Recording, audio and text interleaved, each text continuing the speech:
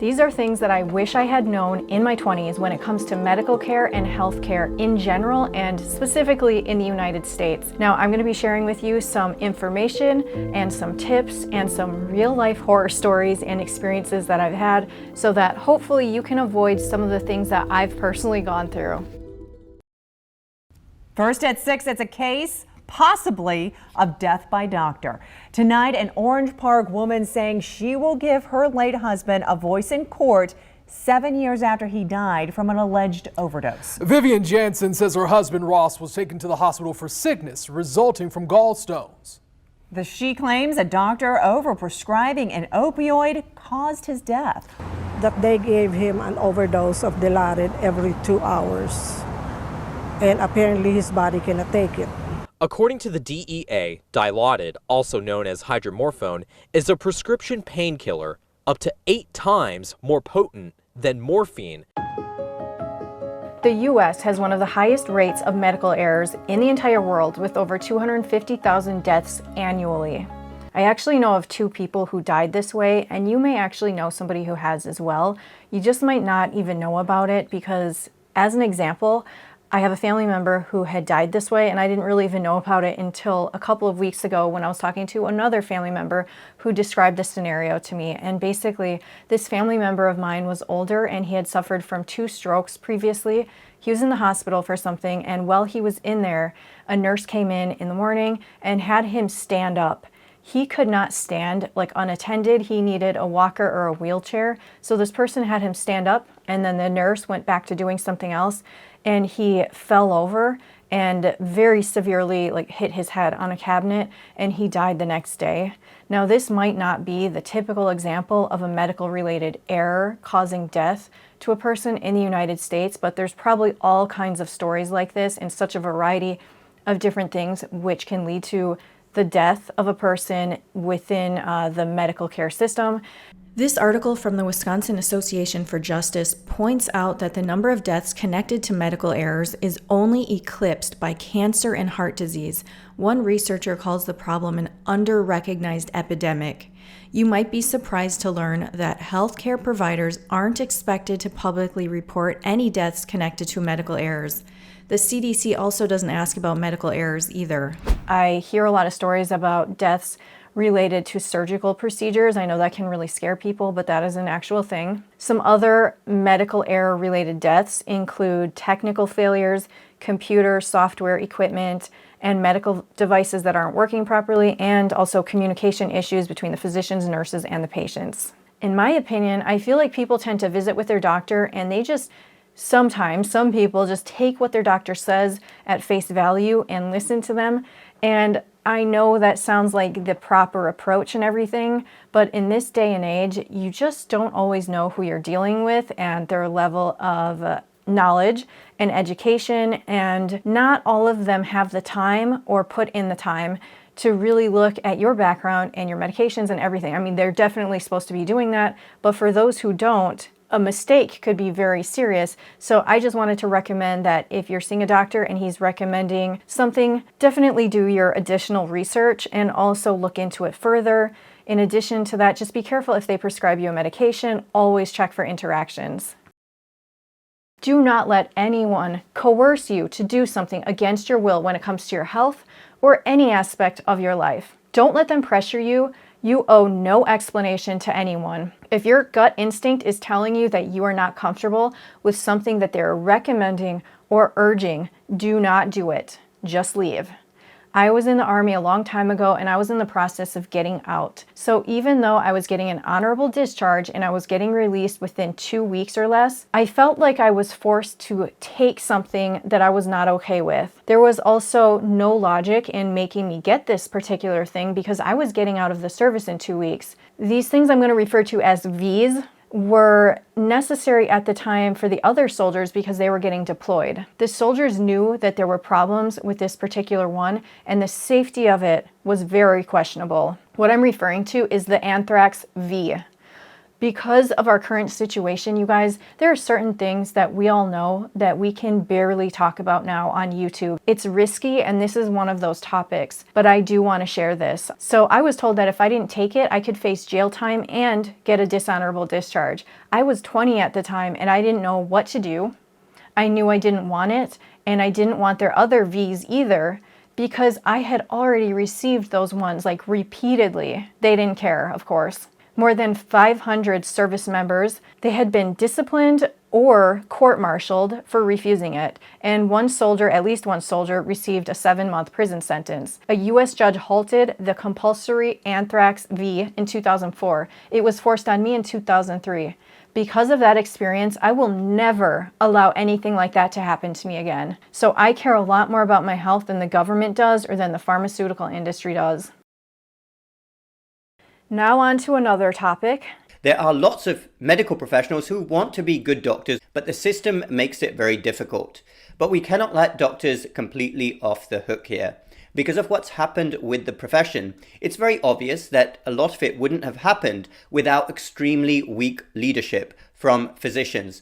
No profession could have ceded that much territory and completely decimated their own way of working if they weren't extremely weak and cowardly in the face of whether it's big government or big business. They have completely and utterly sold out. So how do we possibly then address this issue and take things back to where they should be? The doctor-patient relationship, encouraging good communication, follow-up, honesty, transparency, all the things that good medicine should be about, as well as being able to spend time with patients. Well, the only way is a complete and radical overhaul, a complete revolution of the system.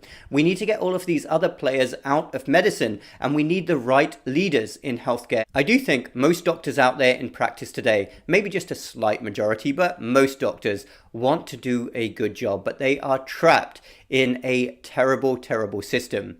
But fewer things could be more important for a society than having good doctors. Realize that when you're going to see a new doctor, they're there to provide a service to you. They are not your boss, and they don't know everything. Some doctors are excellent human beings who care deeply, and they want to help you get to the bottom of your issues so that you can treat those issues.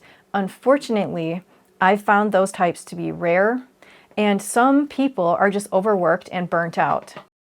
One other important part of healthy aging is taking care of your vision, so get your eyes checked as needed. This ties into another lesson. Never ever panic when a doctor gives you a diagnosis or a potential diagnosis. Stay calm.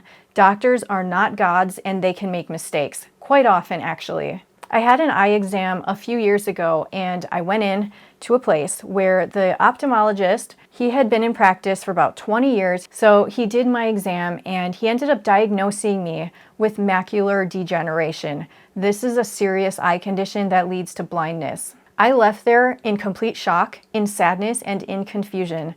Deep down within my gut, it was telling me that he was wrong, but even though I felt that he was wrong, this still had a huge impact on me for a while, believing that I was going blind. So there are supplements actually that you can take to help try to prevent some aging-related eye problems, and I will share that down below. It took a couple of months before I could get back in and get a second opinion somewhere else, and it turns out, surprise, I'm not going blind and I don't have macular degeneration. Imagine that. Many doctors will overly prescribe things almost out of a habit. The best example here that I can think of is antibiotics. But if I could talk to my younger self, I would say stay the heck away from antibiotics unless you are very, very ill and it's a last resort. About 11 years ago, I was repeatedly prescribed antibiotics for sinus issues. A doctor shined a flashlight onto my face in the dimly lit room, and that was his method of diagnosing my sinus issues. He said I had an infection with no other testing really to prove it, and it turns out that I actually had something called vasomotor rhinitis and other issues as a result of a past injury. I liked that guy as a person, but as my doctor in that situation, he did not help me. Because I took antibiotics so many times, I destroyed my stomach, and your stomach is so closely connected to your overall health and your immune system. In my personal opinion, I think that if you manage to mess with your stomach enough, you can open your body up to potentially developing an autoimmune condition, which is what I ended up developing. I'm not saying that it caused it, as I will never know, but it's something to think about. the incidence of autoimmune disorders has risen significantly and has paralleled the increasingly widespread use of antibiotics. An imbalance in the gut, known as gut dysbiosis, has been linked to the development of numerous autoimmune conditions.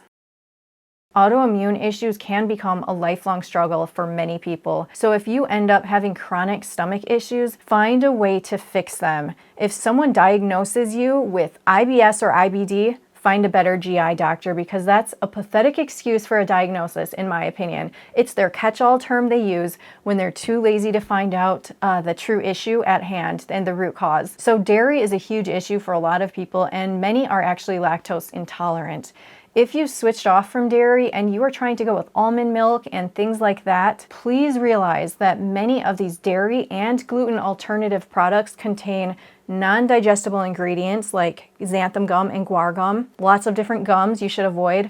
And this can cause you terrible stomach issues, which you might associate with IBS or IBD. Even chia seeds, which are added to a lot of gluten-free products, can cause extreme stomach issues for some people. These are just things to keep in mind. If you're having a really bad reaction to something that you've eaten, I highly recommend charcoal capsules. They're a lifesaver and can calm that issue down very quickly. So people are so often recommending probiotics as the ultimate solution for all of your stomach woes, but some people are suffering from something called SIBO, or small intestinal bacterial overgrowth, SIBO, S-I-B-O. And those people actually should not be taking probiotics. So if you have had years of stomach problems and you've been diagnosed with IBS or IBD, you might want to actually look into SIBO and see if you can get that tested. The doctors will recommend some seriously heavy-duty, highly expensive antibiotics if you have that, and there are some potentially very scary side effects.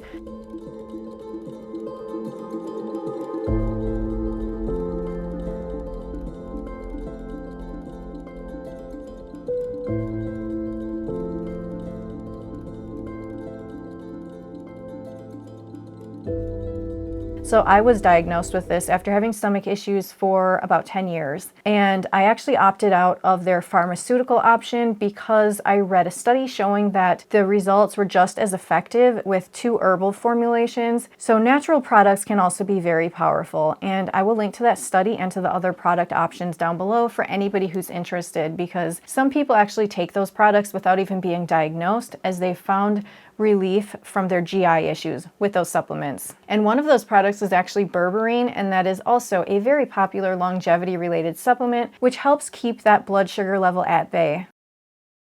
Every year, if you get routine blood work done, they're going to test you for your kidney function, among many other tests that they're going to do. I've had blood work done an uncountable number of times, and I pay attention to the patterns of things that have happened to me. So if I take supplements or any medications on the morning of my yearly blood work, my kidney function test is going to be abnormal, and it's going to actually show that I'm in kidney failure. That's just me personally, everybody's different. I had a VA doctor years back tell me that I was in stage 3 of kidney failure, and she said it was due to aging. And there's nothing to worry about. Basically, there's nothing I could do about it.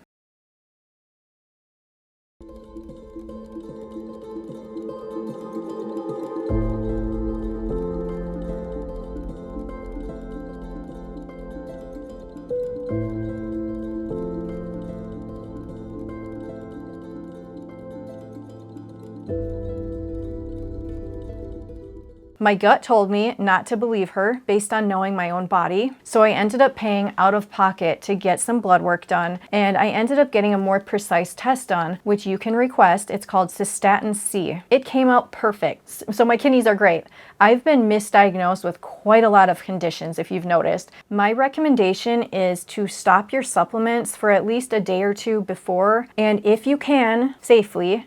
I personally don't take any medication on the morning of the test whenever that's possible.